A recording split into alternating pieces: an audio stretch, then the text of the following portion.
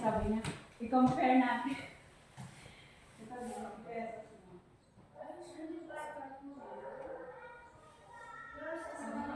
Mas masarap pa rin yung gawa mo. Nag-hype siya. Let's say that the banana version. Yeah. I think that's the walnut at saka chocolate chips. Pero yung konti-konti lang. Yun kasi chocolate chips. No, so basically Ay, mustard.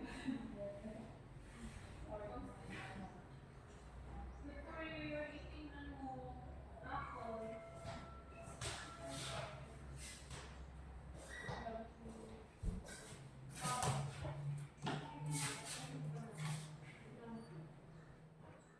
Hindi ko kaya ay, mo na.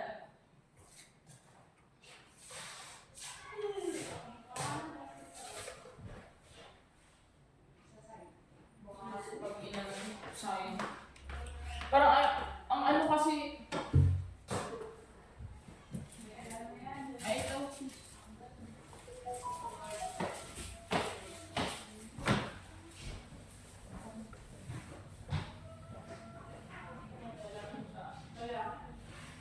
Kasi maaraw. Maaraw siya pero pag yung sa hybrid na Ha?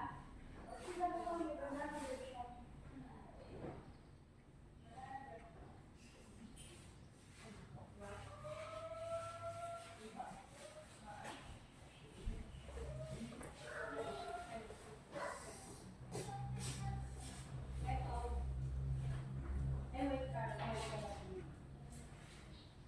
Okay. Pero at least it's one car. Nakamay kung hindi siguro nila.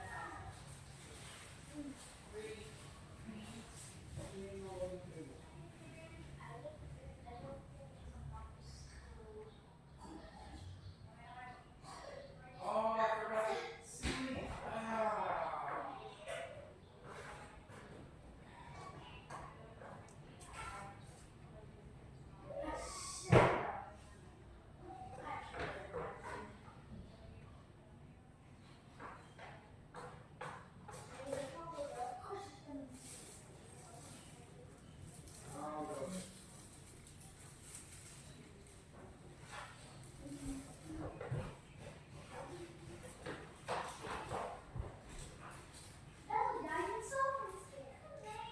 Huh?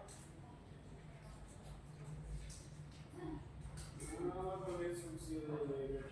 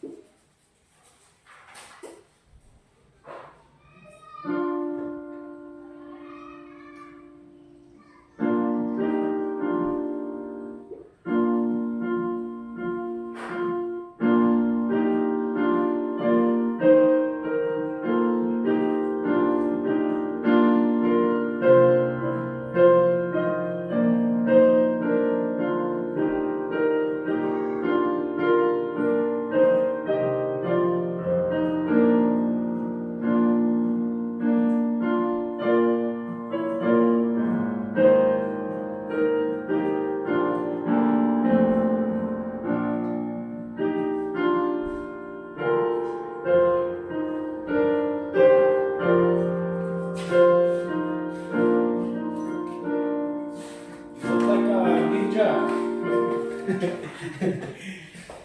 With the hood.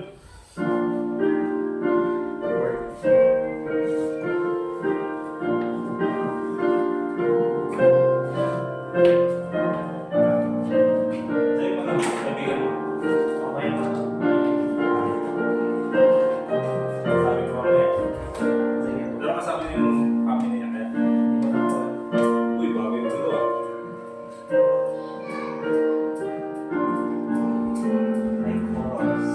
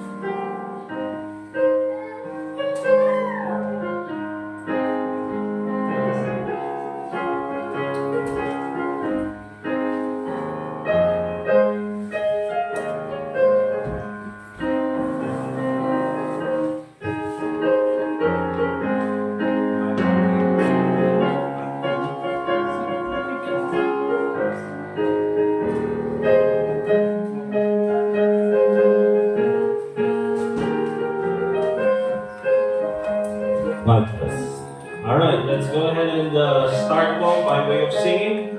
May I request yung mga kasama natin dyan sa labas na pasok na dito sa loob at magsimula po tayo sa ating congregational singing ngayong umagang ito. Let's all stand up please as we sing our first song.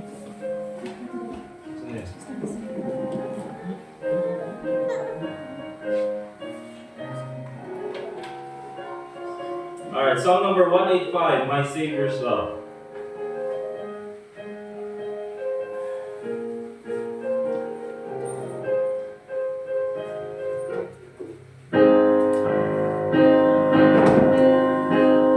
And then pagkatapos po nito, we'll ask Brother Blazer for our opening prayer. Alright, all together on the first stanza. I stand amazed in the presence of Jesus the Nazarene, and wonder how he could love me, a sinner condemned unclean. How marvelous, how wonderful, and my song shall ever be. How marvelous, how wonderful is my Savior's love for me. For me it was in the garden, he prayed not my will but thine. He had no tears for his own griefs, but sweat drops of blood for mine. How marvelous, how wonderful, and my song shall ever be.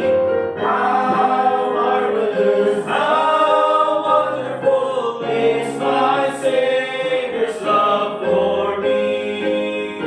He took my sins and my sorrows, he made them his very own. He bore the burden to Calvary and suffered and died alone.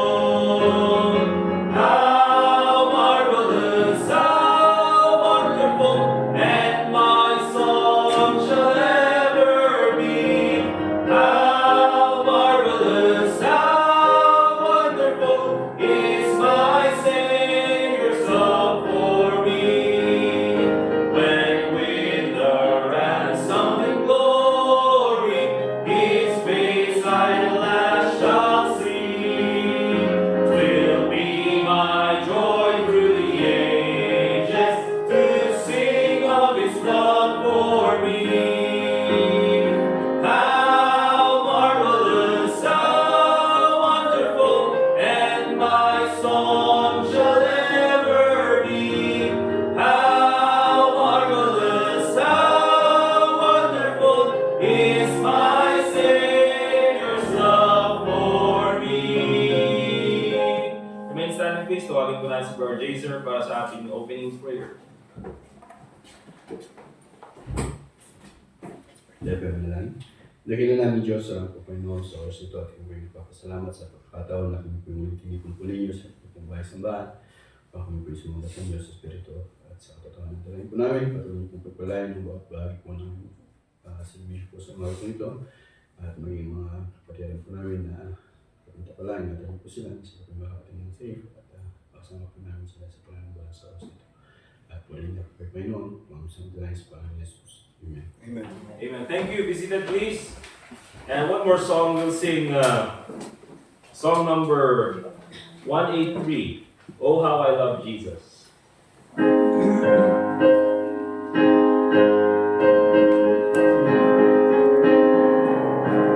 All right. All together on the first stanza. There is a name I love to hear. I love to sing its word. It sounds like music in my ear, the sweetest name on earth. Oh, how I love Jesus.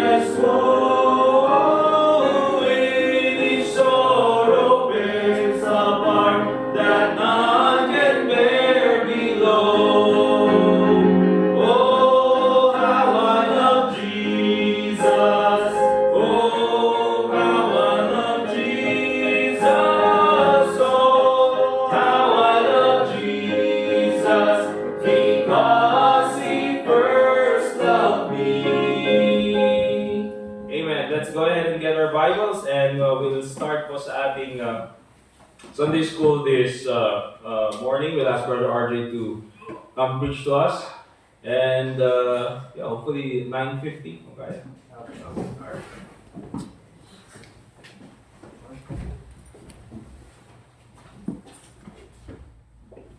Buksan po natin yung Bibles natin.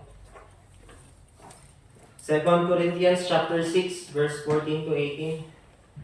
2 Corinthians chapter 6. Babasahin ko po, sundan niyo na lang po sa inyong mga mata. 2 Corinthians chapter 6 verse 14 to 18. Verse 14 to 18. Sabi po dyan, be not unequally yoked together with unbelievers, for what fellowship hath righteousness with unrighteousness? And what communion hath light with darkness? And what concord hath Christ with Belial? Or what part hath he that believeth with an infidel? Verse 16, and what agreement hath the temple of God with idols? For ye are the temple of the living God, as God hath said, I will dwell in them and walk in them, and I will be their God, and they shall be my people. Wherefore come out from among them, and be ye separate. Yan po yung title ng lesson po natin ngayon, ano? Be ye separate, saith the Lord, and touch not the unclean thing, and I will receive you, and will be a father unto you, and ye shall be my sons and daughters, saith the Lord Almighty. Let's pray. Panginoon Diyos, laki na salat, maraming salamat po, Panginoon, sa umagang ito, na po maintindihan po namin ang iyong salita, Panginoon Diyos. At nawa po mamatawid po sa akin bibigay mga katotohanan na nais pong matutunan ng Iglesia, Panginoon Diyos. At Panginoon, patawarin niyo po kami sa aming mga kasalanan. Huwag niyo po naman tignan yung mga pagkakamali ko bilang isang tao, Panginoon. Baggustigan niyo po yung pangangailangan ng simbahan. At sa gayon, maituro po at maigabayan po kami ng gabayan po ako ng banal na Espiritu, Panginoon, upang masabi po yung mga katotohanan, Panginoon, mula sa iyong salita. Panginoon, ito pang dalangin sa laki ng Panginoon na Jesus. Amen. Sabi po dito sa 2 Corinthians chapter 6, be not unequally yoked together with unbelievers, for what fellowship hath righteousness with unrighteousness? As the title of our lesson po today, be ye separate. So, one of the main theme dito sa 2 Corinthians, doon sa chapter 6, yung pagiging separate natin na save people from the world. So, we are commanded by God to be separated from the world, from the secular things. Pag sinabi natin secular things, yung mga makamundong bagay. Tayo po mga kapatid, niligtas po tayo ng Panginoon, hindi lamang dahil tayo ay gustong mapunta ng Panginoon sa langit. Although that's one of the reasons why God saved us, para tayo ay makapunta doon sa kanyang tahanan, di ba? Hindi lamang din po tayo niligtas ng Panginoon for the sake of saving us from hell. Hindi po. Although that's one of the reasons why God saved us. Pero the ultimate reason why God saved us, why God created us and saved us, is that to have, so God have, paano ba yun? Tagalog ba? Kasi Kuya Archie. Para ang Diyos ay maging sa Kanya tayo. Bakit tayo niligtas at bakit tayo nilikha pagkatapos iniligtas ng Panginoon? Para po maging sa Kanya tayo. Punta po tayo sa Ephesians chapter 1 verse Titus chapter 2 verse 14. Tingnan po natin Titus chapter 2 verse 14. Balikan natin yung 2 Corinthians chapter 6 mamaya. So, sabi po dyan sa Titus 2:14, who gave himself for us that he might redeem us from all iniquity and purify unto himself a peculiar people, zealous of good works. So, sabi po ng Panginoon dyan, and purify unto himself a peculiar people, zealous of good works.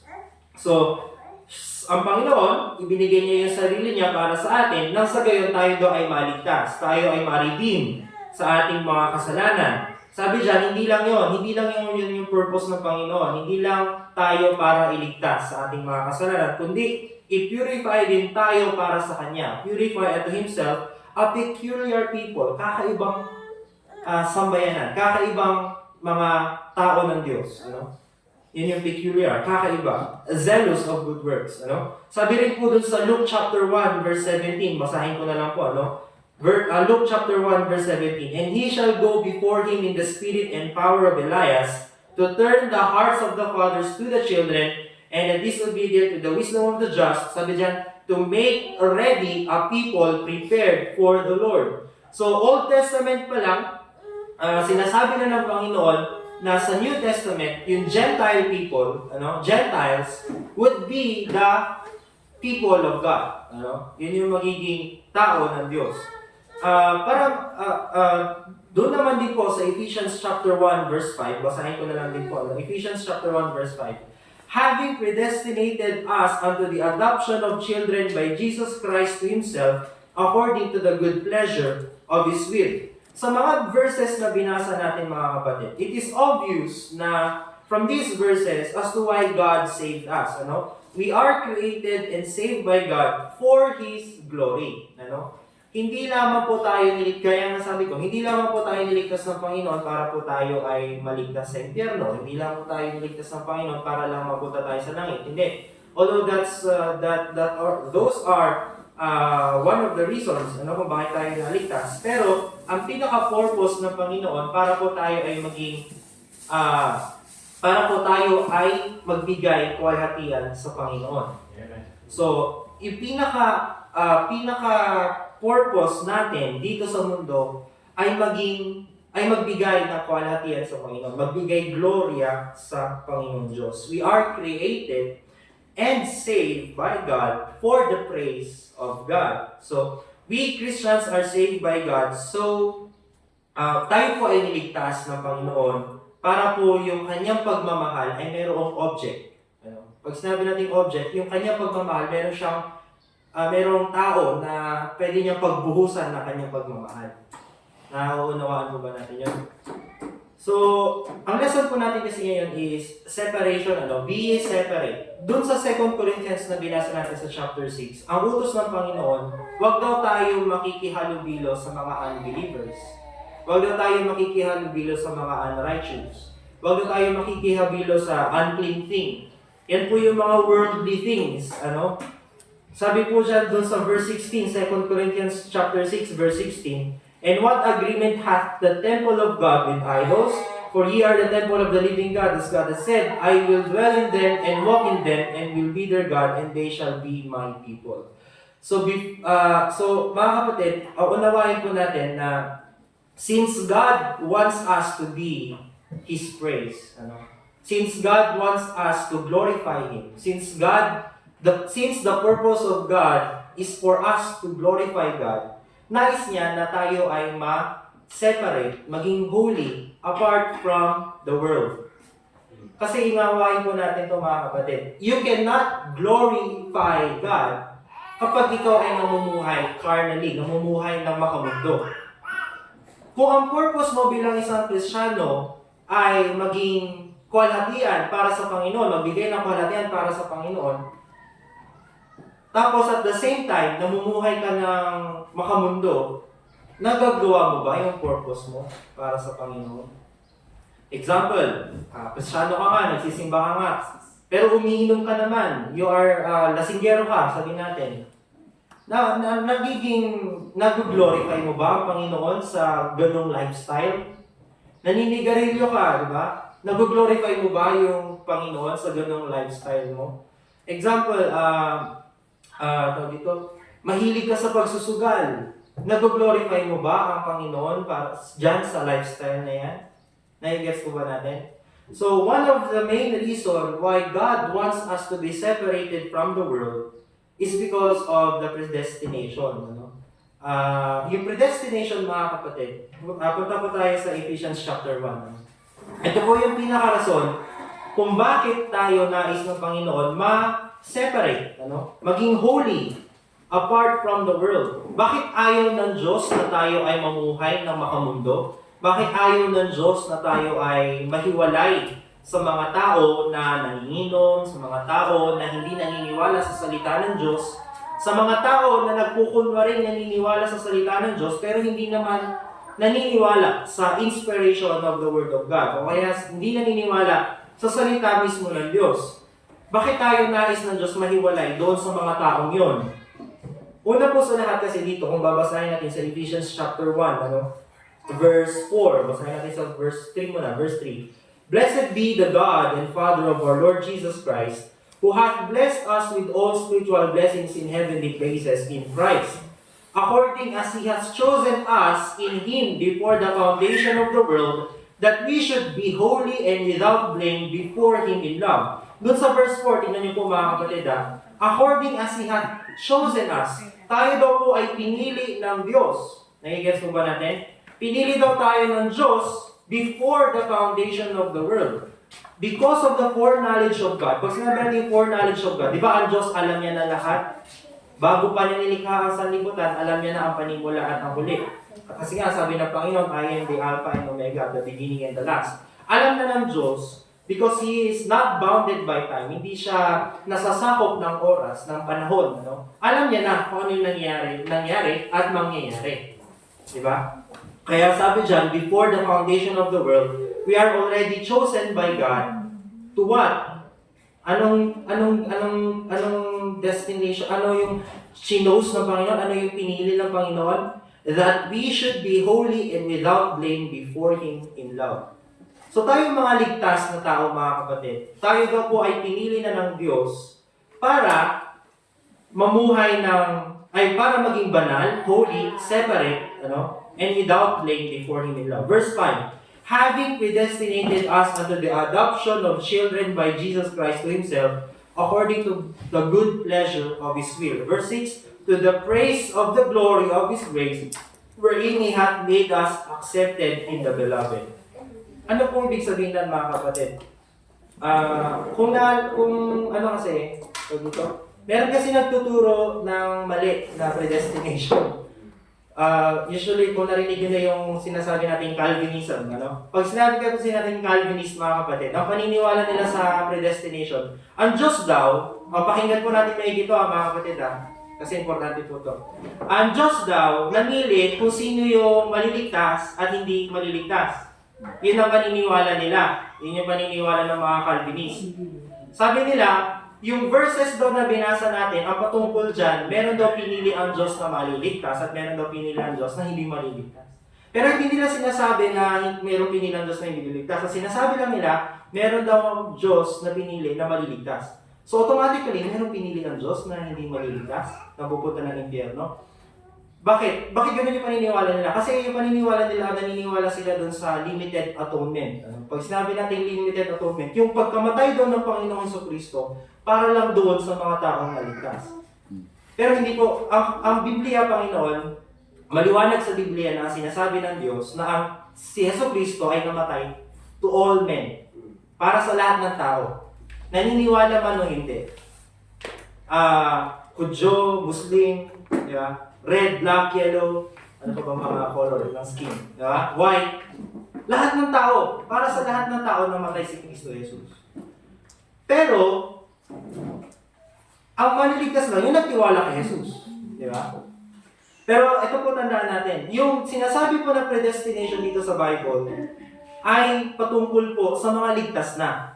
Hindi po sinabi dyan ng Panginoon na merong group of people na pinili ng Panginoon para maligtas. Hindi po. Sabi nga po dun sa 2 Peter chapter 3 verse 9, sabi, the Lord is not slack concerning His promise, as some men count slackness, but is long-suffering to usward. Sabi dyan, not willing that any should perish. Wala siyang gustong maparusahan sa impyerno. Sabi dyan, but that all should come to repentance. Lahat daw ng tao, nais ng Diyos, ay mag-repent at maniwala kay Panginoon Kristo para maligtas. Itong sinasabi dito sa Ephesians chapter 1, yung predestination po dito mga kapatid, ay patungkol lamang sa mga ligtas. Parang ganito po yung illustration. Alam na ng Diyos, before panilikha ng Diyos ang sanlibutan, alam niya na si Kuya RJ ay maniniwala kay Jesucristo. Since alam na ng Panginoon na ako ay maniniwala kay Panginoon Jesucristo, meron na siyang binigay na destiny para sa akin. Ano yun? Sabi dyan sa verse 5, predestinated us unto the adoption of children by Jesus Christ to Himself. Yun yung predestination, mga kapatid. Na tayong mga ligtas ay ang destiny natin to become the children of God. Kaya nga sabi sa John 1:12, but as many as receiving to them gave the power to become the sons of God, even to them that believe on His name. Sabi rin po dun sa, tignan din po natin, dun sa Romans 8, verse 28 to 29. Romans 8. Maliwanag po ba mga kapatid na tayo po ay hinanda na ng Panginoon para maging to be conformed to the image of His Son. Romans 8:28. Sabi po dito, and we know that all things work together for good to them that love God, to them who are the called according to His purpose, for whom He did foreknow. Diba? Nalaman na ng Panginoon yan because of His foreknowledge, you know? And He also did predestinate to be conformed to the image of His Son, that He might be the firstborn among many brethren. So ano sabi ng Panginoon dyan? Tayo mga ligtas, tayo ay may destiny. Ano yung destiny natin? To be conformed in the image of His Son. Hindi po yung destiny na pupunta ng langit. Ano na yon? Binigay na sa atin yon. Pero yung destiny na binigay sa atin ng Panginoon is to be conformed in the image of His Son. Ano po ibig sabihin na to be conformed to the image of His Son? Ito yung tinatawag natin to be Christ-like. Ano? Na maging gloria din tayo, mag-glorify din natin ng Panginoon tulad ng pag-glorify ni Jesus Christ sa Kanyang Ama. Diba? Diba nung nabubuhay si Kristo dito sa lupa, anong ginawa ng Panginoon? Ang ginawa ng Panginoon ay pagbigay kalahatian sa Panginoong Diyos. Ginawa ng Panginoong Jesucristo yung mga nais ng Ama. Ganon din dapat tayo, na tayo gawin natin yung mga nais ng Diyos Ama. Diba? Nagigets po ba natin yan? So, sa Ephesians chapter 1, verse 11 to 12, mababasa din po natin, mas clear dito. Sa Ephesians chapter 1, verse 11 to 12, sabi, in whom also we have obtained an inheritance. Sabi, being predestinated according to the purpose of Him, who worketh all things after the counsel of His will. Ano dyan? That we should be, to the praise of His glory, who first trusted in Christ. So yung mga nagtiwala kay Kristo, who first trusted in Christ, ano yung destiny nila? Ano yung destiny nila? That we, the saved people, should be to the praise of His glory. So tayo po mga kapatid, ay iniligtas ng Panginoon para maging praise of His glory. Para maging kuwalhatian ng Panginoon. Para magbigay kuwalhatian sa Diyos. Magbigay gloria sa Panginoong Diyos. Ano po? So, we who have trusted in the Lord Jesus Christ are saved by His grace. At sinasabi po dyan, nung tayo po ay naligtas, ang destiny natin is to become the children of God. So we are the chosen people of God. In the New Testament, tayo po mga ligtas, tayo po nagtiwala kay Kristo Jesus. We are the chosen people of God. Amen. Nag-guess po ba natin? A royal priesthood. Nakalimutan ko yung verse na yun. Sabi doon?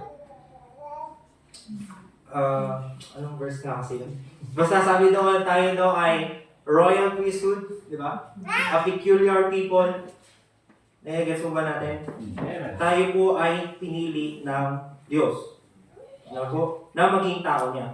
Pero ito po yung pinaka-lesson natin. Ano? Kung tayo ay pinili ng Diyos para maging peculiar people of God, dapat matutunan natin maging separate, maging holy. Di ba? Diba sabi dun sa verse 9, a holy nation. Tingnan naman natin, wait lang po. Hindi ko kasi naisip. Sino po nakakaalala nun? A holy nation, generation, a royal priesthood,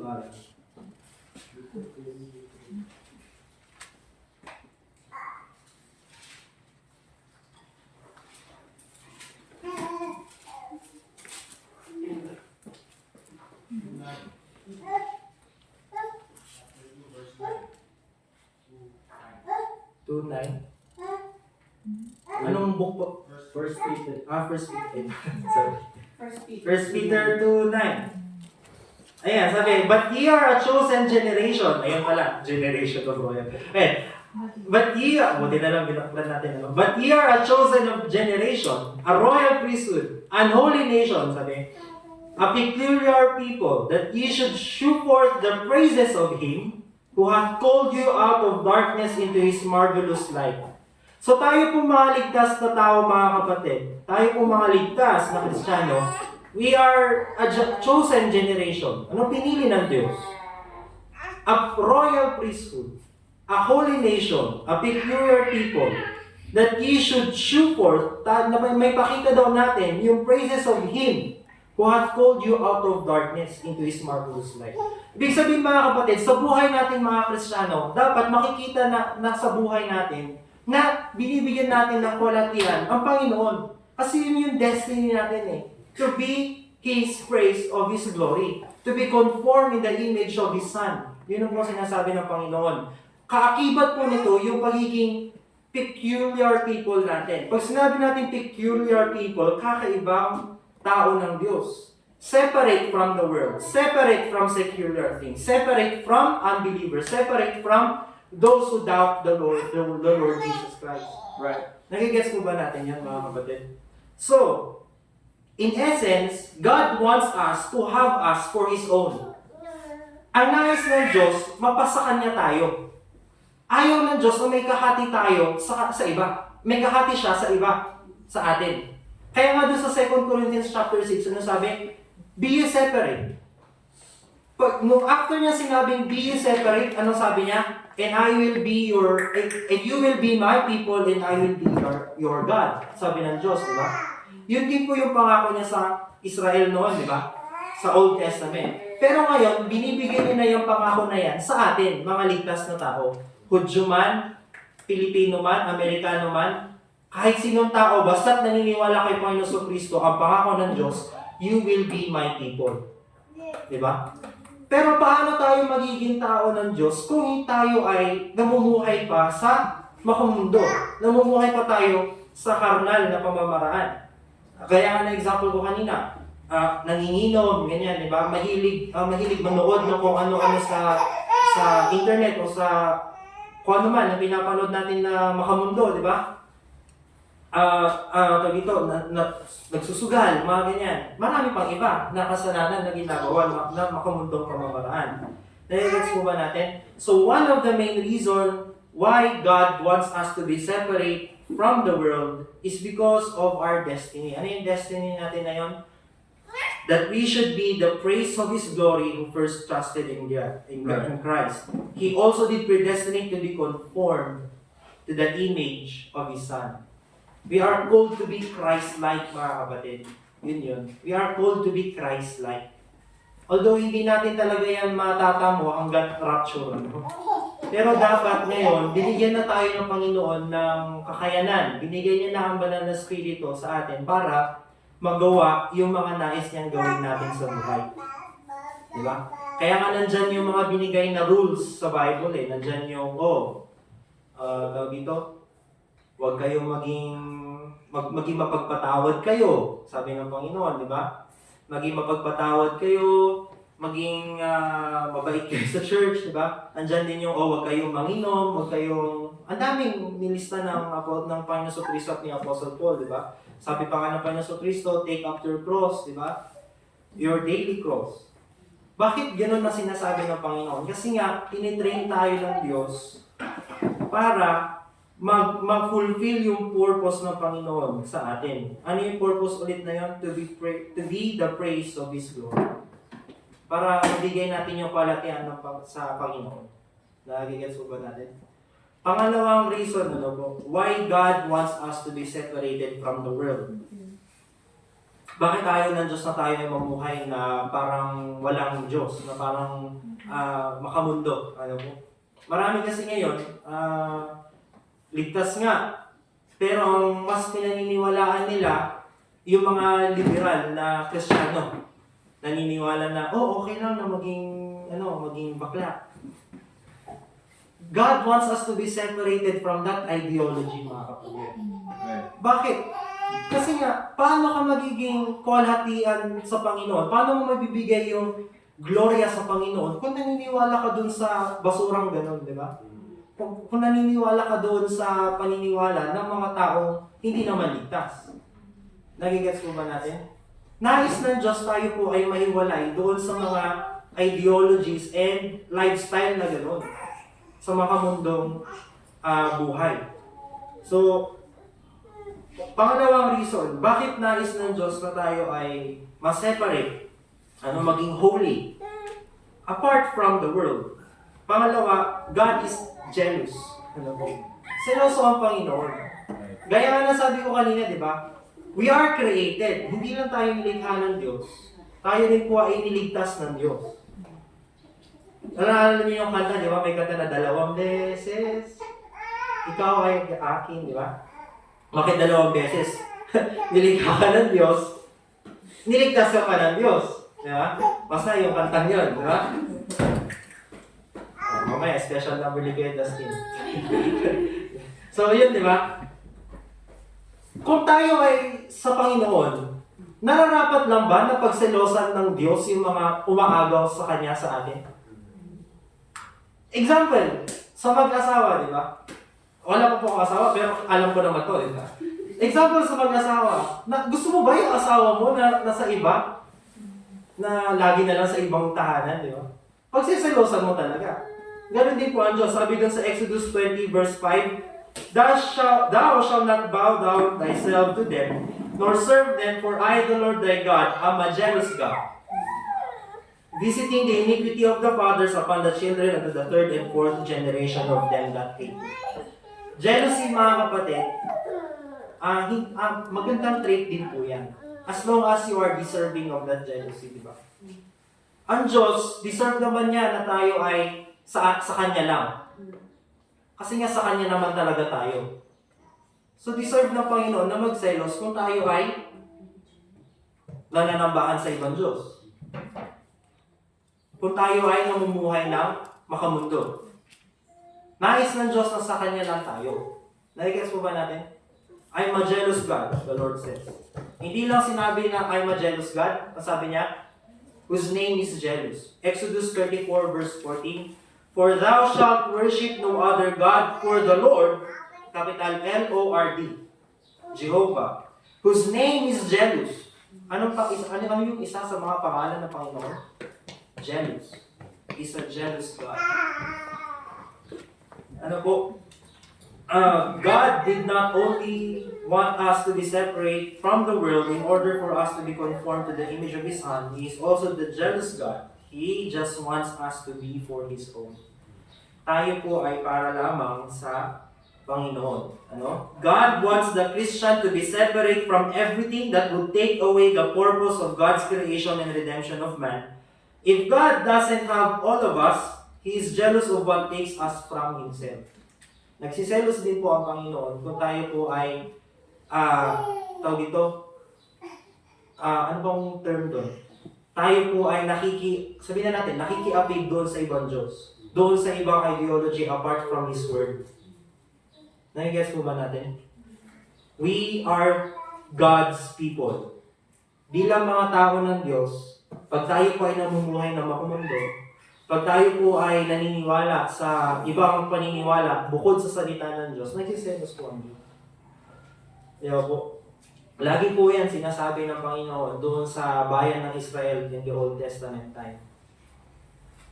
Sabi pa nga doon sa Zechariah chapter 1 verse 14, sabi ng Panginoon, So the angel that communed with me said unto me, Cry thou, saying, Thus saith the Lord of hosts, I am jealous for Jerusalem and for Zion with a great jealousy.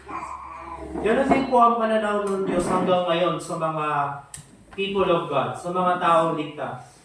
Kapag may mga Kristiyano na hindi na naniniwala doon sa inspiration of the Word of God, pinaniniwalaan na nila yung mga theologians kuno ng ngayon, di ba? Nagsiselos ng Panginoon. Bakit hindi mo, ang pagkakakita ng Panginoon, bakit itong mga taong to? Niligtas ko na nga, pero ang ginagawa pa rin yung kagustuhan nila. Nagigets mo ba natin? So, God is a jealous God. Ano po?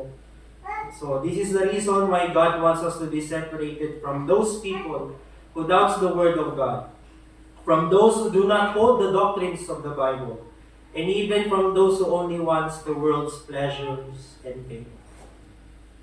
Kaya nga po dun sa 2 Corinthians chapter 6, sabi sa Bible, yung binasa natin, "Be ye not unequally yoked together with unbelievers.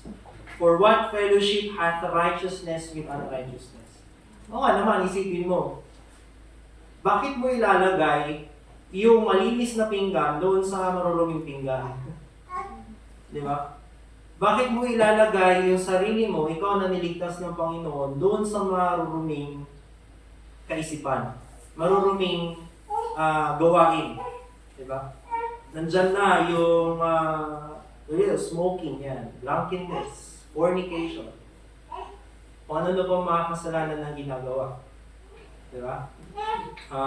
Disobedient to the parents. Nakakigets mo ba natin? Nasabi dyan, "In what concord hath Christ with Belial?" Anong pagsasama ang meron kay Kristo at sa Diablo?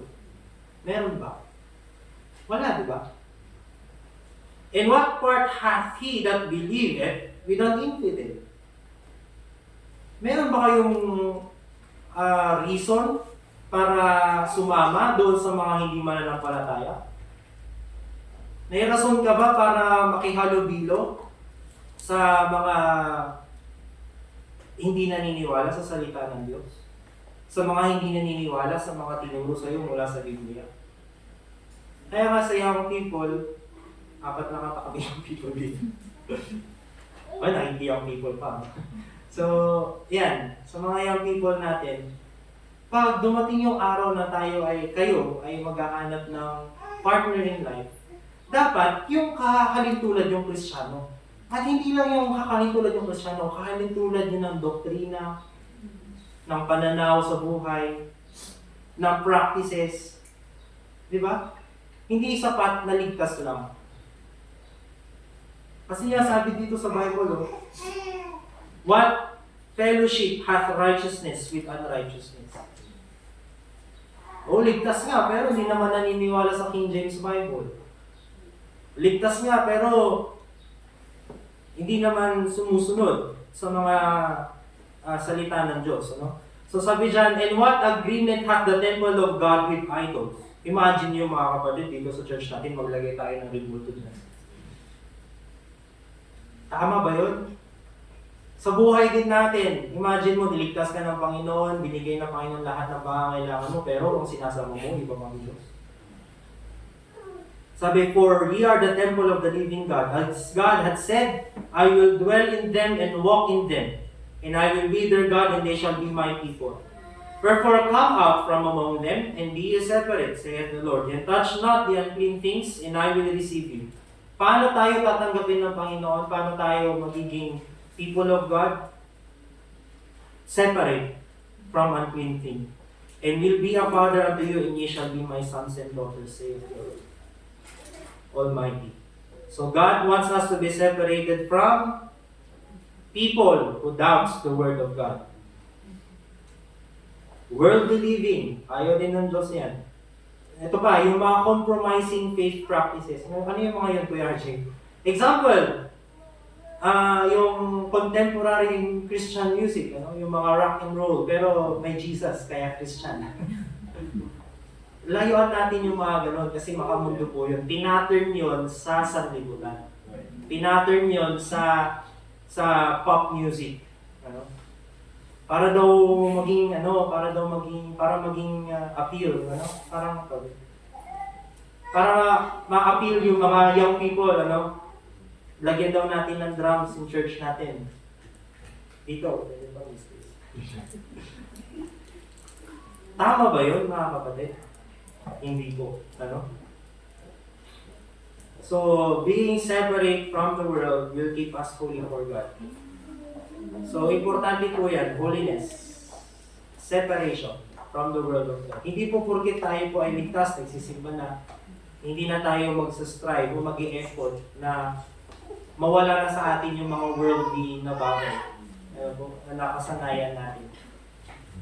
Marami po tayo nakasanayan, di ba, nung hindi po tayo ligtas. Nandyan yung, dati lagi kang nagkikay-drama, di ba? Dati lagi kang nag-ano. Pero ngayon, iiwasan mo na yun. Di ba? Kasi Kristiyano ka na eh. Nalululuhati ba ang Panginoon dito? Yun, ang isipin natin. Nagigets ba natin? Nalululuhati ba ang Panginoon kapag ako ay nagsusugal, nagluluto? Para kung wala tayong tiwala sa Diyos, no, pag magluluto tayo, di ba? Ang inaasahan natin, manalo. Hindi na natin inaasahan ng Diyos. Di ba? So, ganun po yun, yung mga bagay na ganun.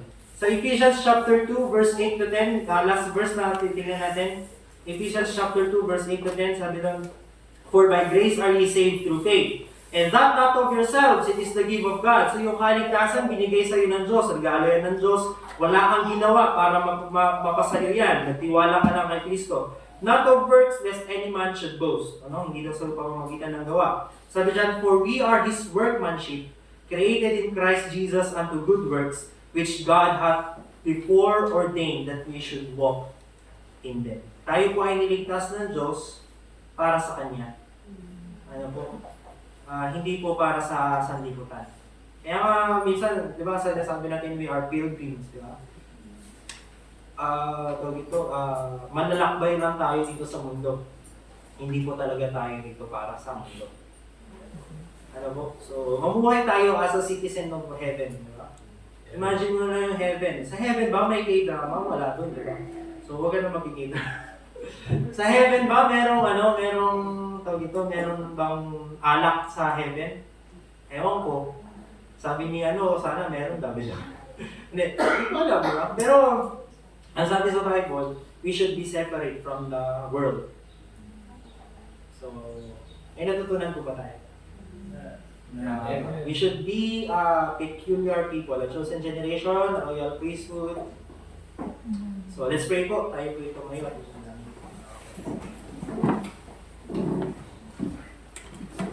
Panginoon Diyos, nakila sa lahat, maraming salamat po Panginoon sa iyong salita. Maraming salamat po sa kaligtasan at maraming salamat din po sapagkat hindi niyo lamang po kami niligtas, kundi nais rin po na sa iyo kami, Panginoon Diyos. Tulungan mo nga po kami, Panginoon, na magbigay ng kawanatian sa inyo sa pamamagitan po ng tamang pamumuhay, tamang asal, tamang Kristiyanong pamumuhay, Panginoon, sa habang nandito po kami sa mundo, Panginoon. Tulungan niyo po kami na mapalayo sa sanlibutan, mapalayo sa kalakaran ng mundo, Panginoon.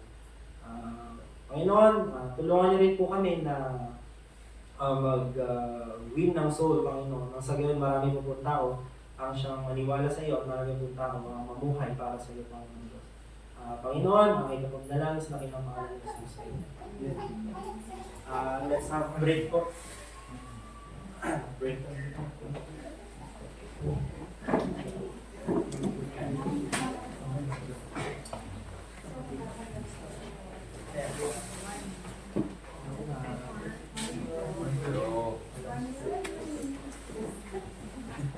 Sige, fellowship mo ng coffee, 5 minutes.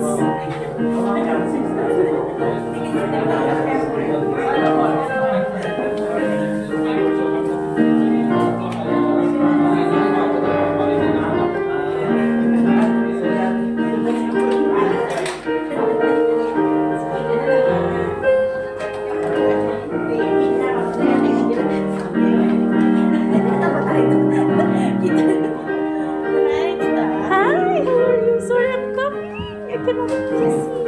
Later, yes. Hi, mamusta? Hello. Pag may time na tayo. I'm not feeling well sorry. Hindi ako nakapunta. Message nyo lang ako, mama, kung anong time. May equal ba? Paano pag meron na tayong available? Yes. Doon na lang tayo. Hindi rin kasi sila nakapunta kahapon. Kasi ang daming tao. Alasin ko na rin ako Ay, sige. Gusto mo serve kami ng kape, mama? Oo. Mamaya usap tayo sa kape. Sige, sige.